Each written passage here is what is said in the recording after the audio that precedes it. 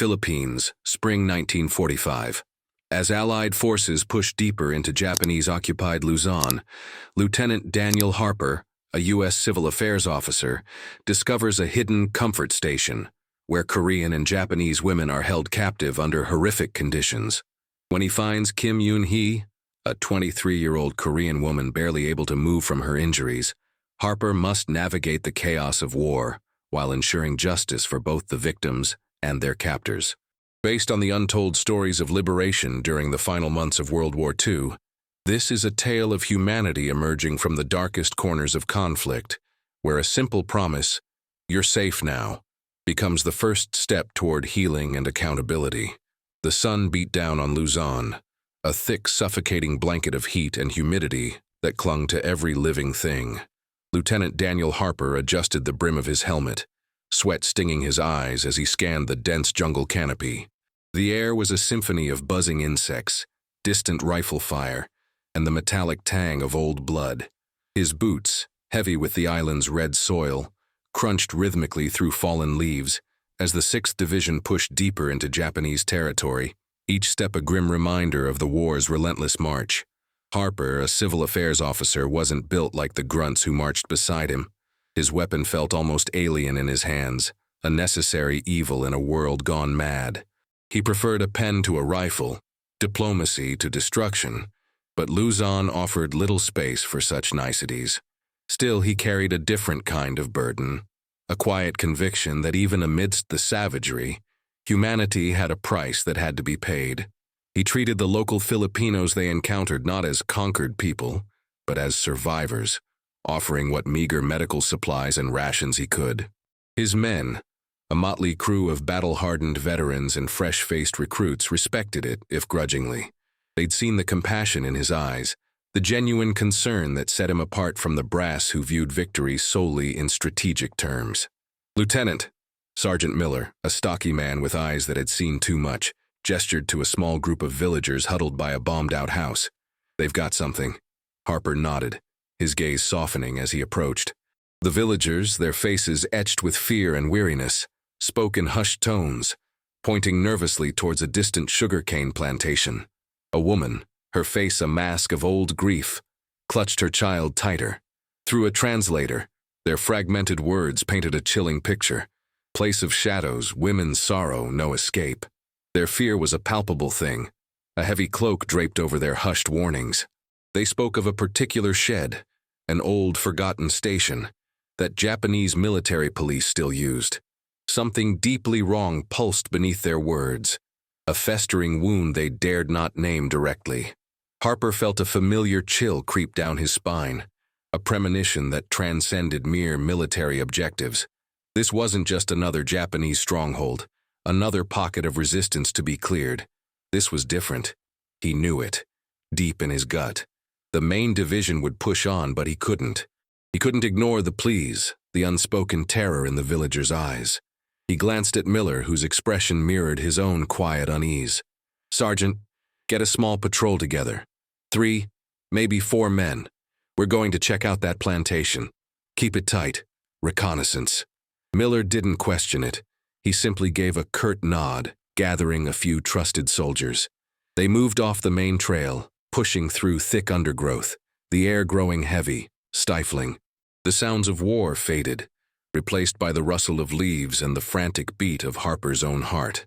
The sugar-cane field stretched out, vast and desolate, a sea of green stalks swaying in the hot breeze. Then, an old, dilapidated shed emerged from the green, listing precariously, its corrugated iron roof rusted and riddled with bullet holes. It was isolated, almost swallowed by the jungle, yet Harper could feel an oppressive energy emanating from it, a silent hum of despair. He spotted faint tracks in the mud, recent footsteps leading to and from the shed. A crude watchtower, partially hidden by trees, loomed nearby. The silence was unnerving, more terrifying than any battle cry. Harper held up a fist, signaling his men to halt. He raised his binoculars, the lenses bringing the shed into sharp, horrifying focus. He saw movement, indistinct figures in Japanese uniforms, guards. His suspicions confirmed, a cold dread settling in his stomach. This was it. "All right, boys," Harper whispered, his voice grim. "Soft and silent, we go in fast. No heroics, just secure the perimeter.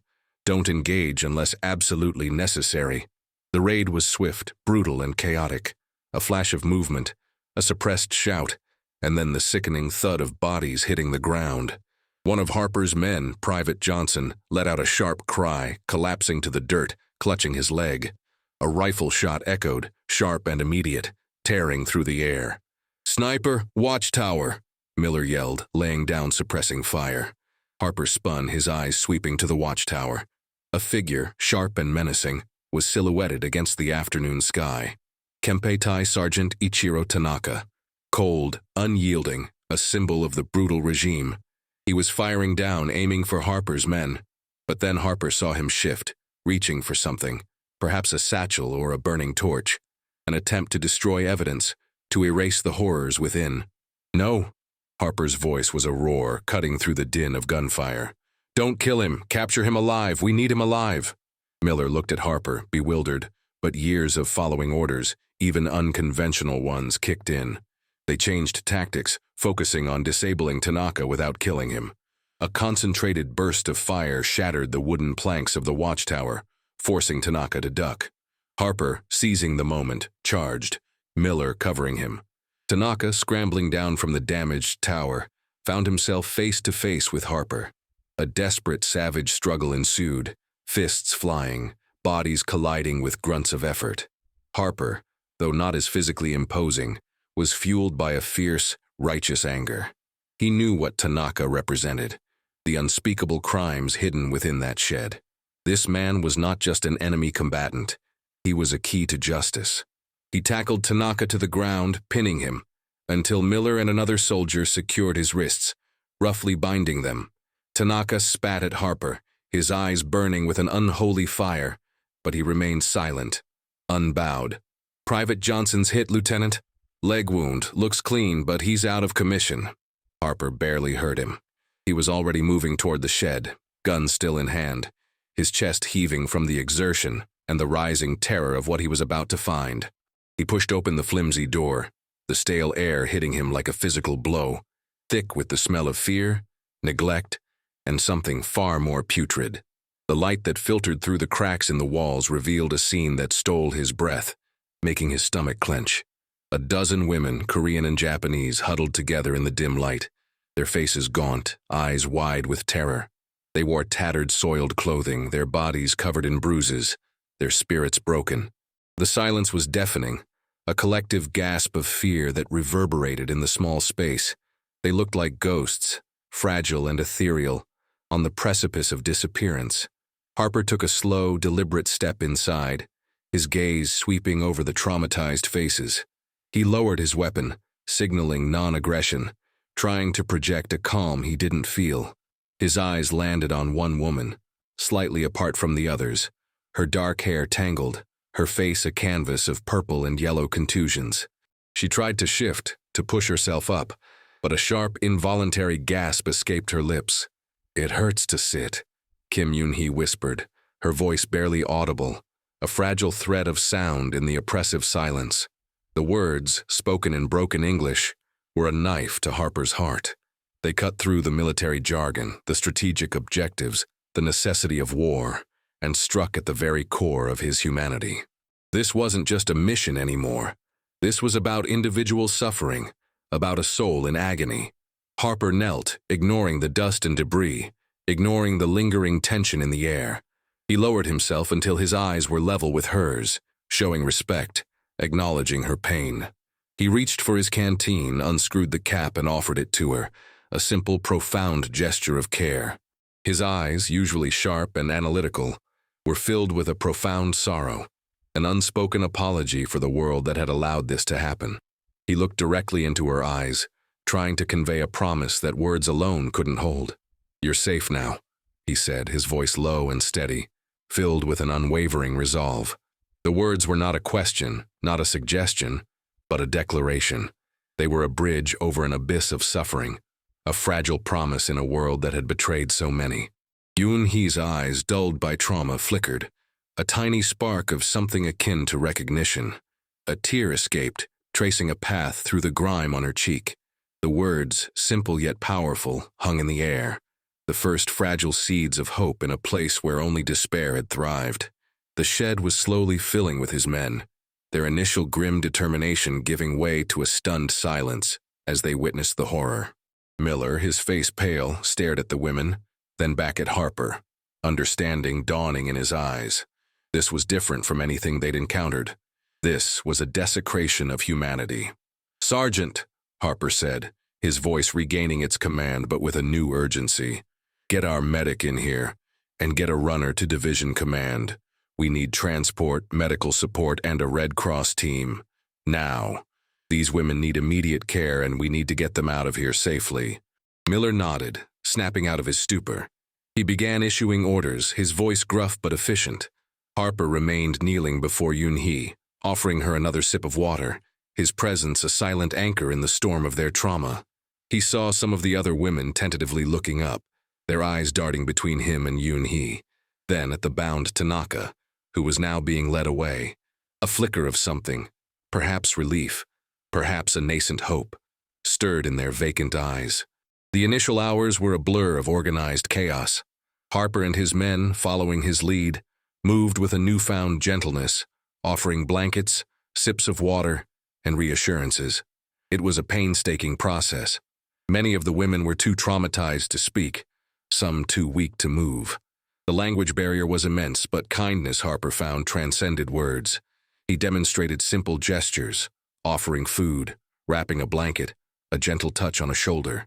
His soldiers, initially awkward, soon followed suit, their hardened exteriors softening under the weight of the women's suffering. Harper found himself gravitating back to Eun-hee. She was Korean, he learned, through gestures and a few whispered words she could recall. Her physical injuries were severe, but it was her eyes that haunted him, a profound sadness that seemed to swallow all light.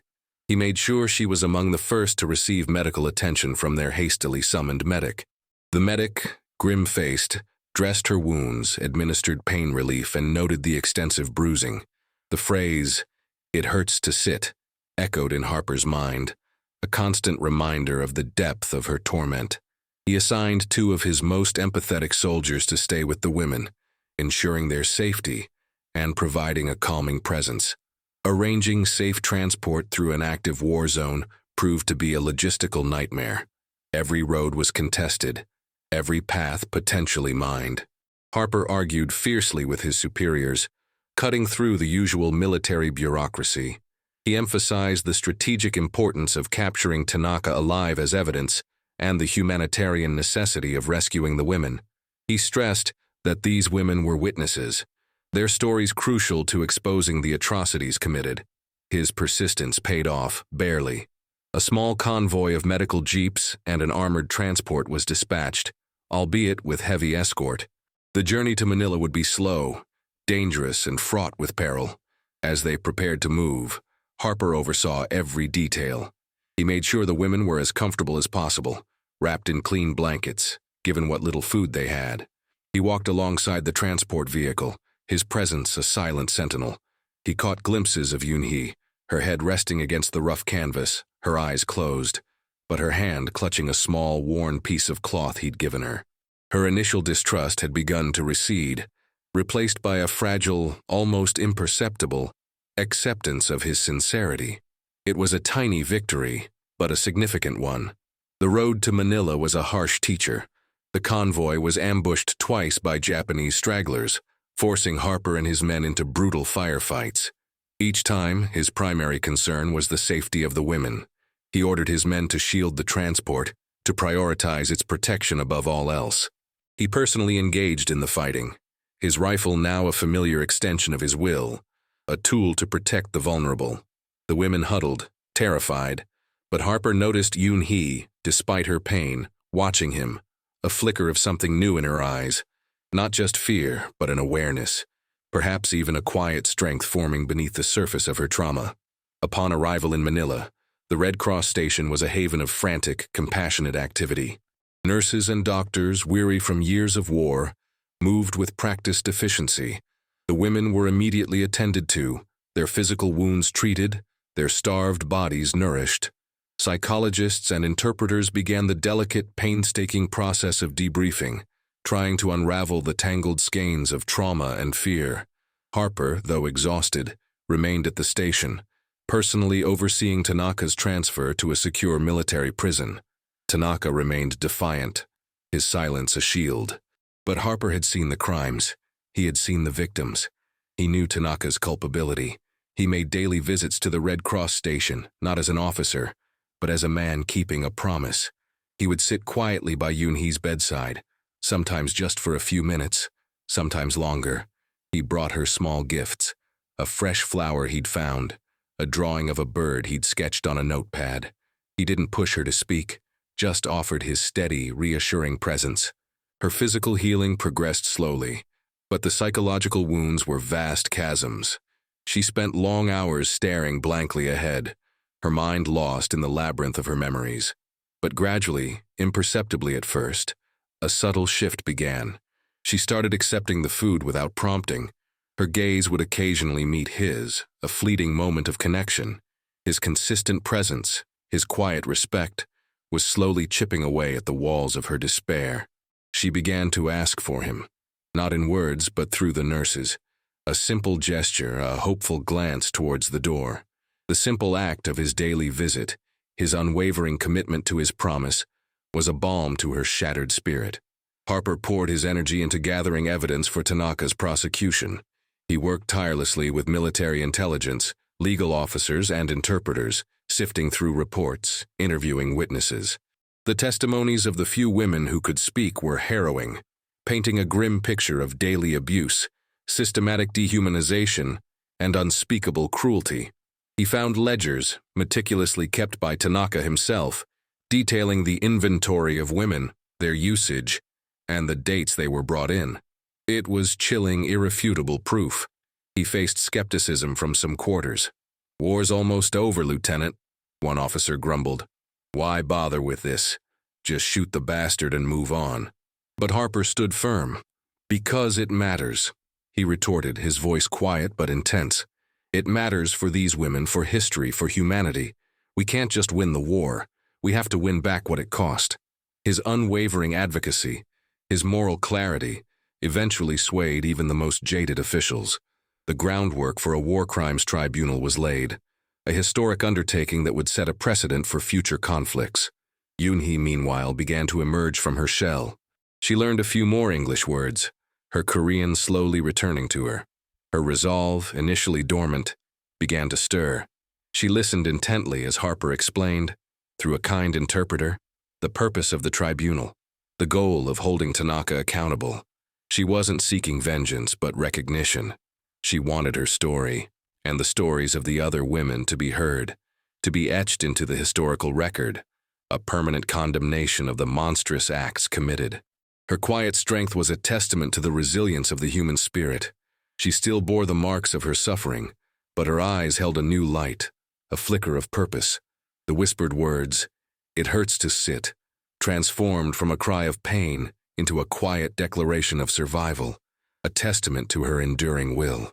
The Yokohama War Crimes Tribunal was a stark contrast to the humid, blood-soaked jungles of Luzon.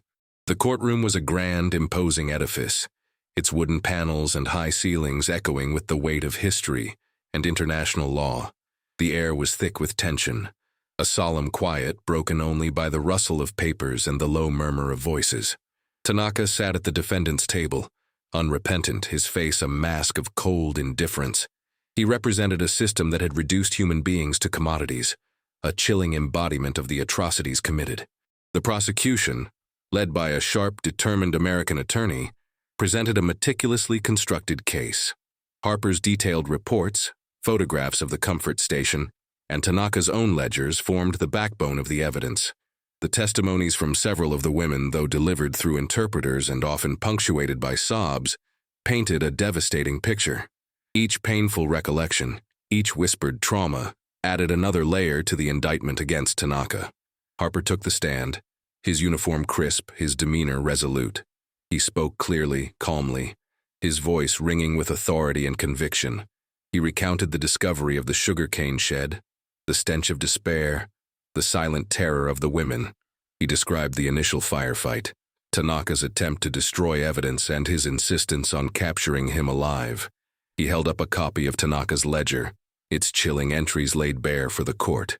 "And what was the condition of the women, Lieutenant?" the prosecutor asked, his voice low. Harper paused, his gaze sweeping across the courtroom, landing for a brief moment on Eun-hee, who sat in the gallery, her back straight, her eyes fixed on him. "They were broken," he said, his voice thick with emotion, physically and spiritually. "I recall one young woman, Kim Eun-hee, Korean. She tried to move, and she whispered, 'It hurts to sit.' Those words, gentlemen, encapsulated the unimaginable suffering they endured.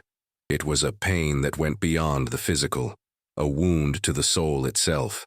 His testimony was factual, precise, but imbued with the quiet moral outrage that had driven him from the beginning.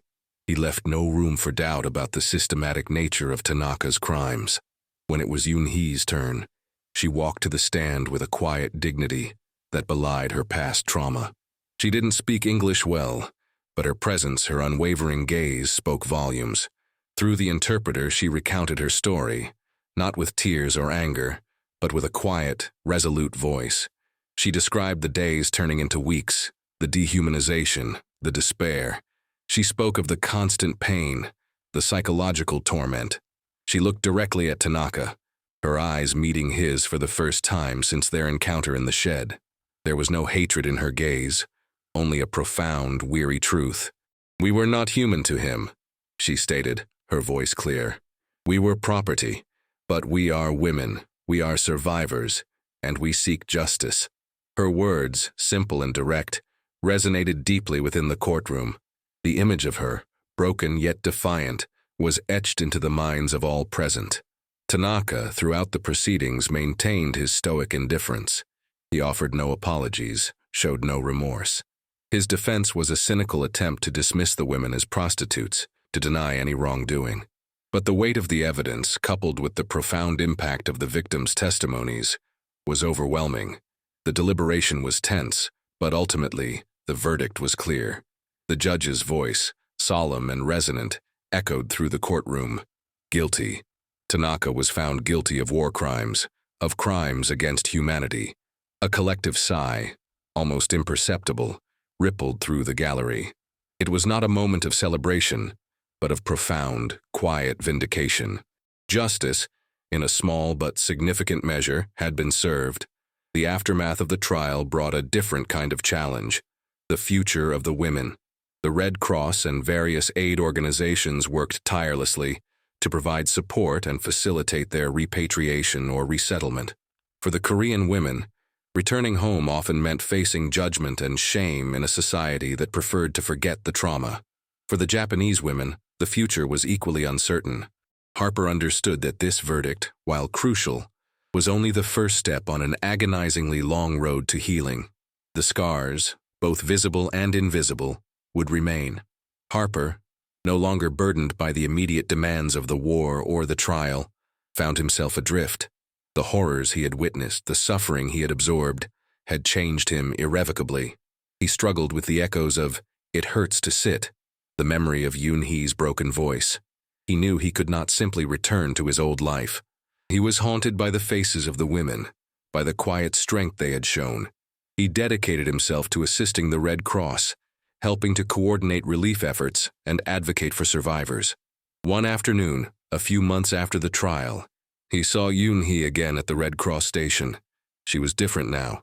Still slender, but her posture was straighter. Her eyes held a clarity he hadn't seen before. She was working with other women, teaching them basic English, sharing small moments of laughter. She was a survivor, yes, but also a beacon of resilience. She saw him and walked towards him, a faint smile gracing her lips. She spoke in clear, albeit accented, English. "Lieutenant Harper, thank you for everything." Harper felt a lump in his throat. "Eun-hee," he said, using her name for the first time. "I told you you were safe." She nodded, her smile widening slightly. "You kept your promise. Many promises were broken in the war. Yours was kept." She reached out, taking his hand, her touch light but firm. "I found work, with Red Cross, helping other women, those who Those who still hurt to sit. She paused, her gaze steady. Now I help them stand. Harper felt a profound sense of peace wash over him. His promise, whispered in a dark shed, had taken root, flowering in unexpected ways. Eun-hee's journey, from victim to advocate, was a testament to the enduring power of the human spirit, a quiet triumph over unimaginable cruelty. Harper eventually returned home to the United States, but he was forever changed. The world he had left behind, with its comfortable certainties, no longer fit. He found a new purpose in humanitarian work, advocating for the rights of women and victims of war. The words, "You're safe now," echoed in his mind, a constant reminder of the profound impact a single act of kindness could have. He knew that the fight for human dignity was never truly over, but he also knew that even in the darkest corners of conflict, hope could bloom, and justice, however slow, could prevail. He carried the lessons of Luzon with him, a quiet legacy of compassion and resilience. He lived a life dedicated to ensuring that the untold stories of suffering and survival, like Eun-hee's, would never be forgotten, that the human cost of war would always be acknowledged, and that the promise of safety, once given, would always be relentlessly pursued. The world needed more Daniels, more Eun-hees to rise from the ashes of destruction and build a future rooted in empathy and understanding. If you enjoyed this powerful story, please consider hitting that subscribe button so you don't miss our next tale. And if you're already part of our community, a like and a comment really help us out and let us know what you think. We love hearing from you.